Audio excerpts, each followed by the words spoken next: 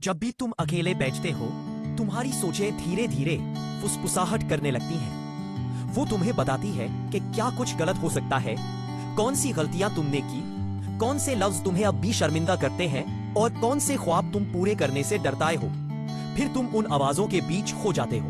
उनकी आवाज इतनी तेज हो जाती है कि तुम्हें अपने दिल की आवाज सुनाई नहीं देती। लेकिन याद रखना, तुम्हारी सोचें हकीकत नहीं होती, वो सिर्फ डर की गूंज होती है, तुम्हारी रूह की सच्चाई नहीं। जब तुम खुद से पूछते हो, मैं ऐसी सोच क्यों रखता हूँ, मैं इतना डरता क्यों हूँ, तो समझ जाओ कि तुम्हें कंट्रोल नहीं बल्कि हीलिंग की जरूरत है। हीलिंग का मतलब होता है कबूल करना, ये मानना कि हाँ मैं बहुत सोच रहा हूँ लेकिन ठीक है, मुझे अभी सब कुछ समझना जरूरी नहीं, मुझे बस अपने दिल के साथ रहना है। जब तुम अपने थॉट्स के साथ लड़ना बंद कर देते हो तो वो खुद कमजोर पड़ जाते हैं, क्योंकि जिस चीज को तुम रोकने की कोशिश करते हो वो और बढ़ती है, और जिस चीज को कबूल कर लो वो धीरे धीरे खत्म हो जाती है। हर ओवरथिंकर के अंदर एक आर्टिस्ट होता है, एक ऐसा इंसान जो हर छोटी बात को गहराई से महसूस करता है। ये तुम्हारी कमजोरी नहीं बल्कि तुम्हारी खूबसूरती है, लेकिन जब यही सलाहियत तुम्हें कंट्रोल करने लगे तो वो तुम्हारा दर्द बन जाती है। तुम्हें बस इतना करना है कि अपनी सेंसिटिविटी को अवेयरनेस में बदल दो। जब कोई बात तुम्हें परेशान करे तो उसे लिख दो।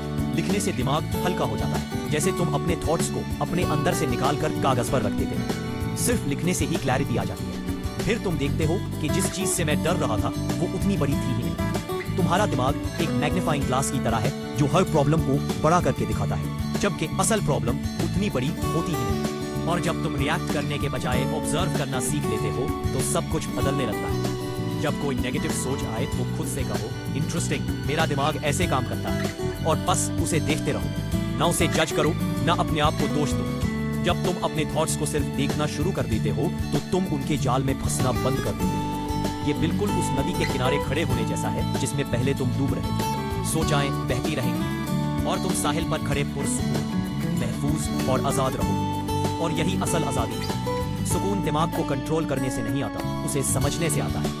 कभी अपने आप से प्यार से बात करो, मुझे पता है तुम थक गए हो, मुझे पता है तुम डर रहे हो, लेकिन ठीक है, मैं तुम्हारे साथ हूँ। जब तुम ऐसा कहते हो तो तुम्हारा अंदर का बच्चा जो ओवरथिंकिंग के जरिए चीख रहा होता है शांत हो जाता है। कभी कभी ओवरथिंकिंग सिर्फ एक सदा होती है, एक सिग्नल कि तुम अपनी फीलिंग्स दबा रहे हो। तुम बाहर से स्ट्रांग दिखते हो लेकिन अंदर से बस थक चुके हो। तुम्हें बस एक ब्रेक चाहिए, एक गहरी सांस, एक याद दहानी कि सब ठीक हो जाएगा। और हाँ, सब ठीक हो ही जाता है। कोई भी तूफान हमेशा नहीं रहता, तुम्हारा दिमाग भी शांत हो जाता है, बस उसे थोड़ा वक्त चाहिए। तुम मशीन नहीं हो, तुम इंसान हो।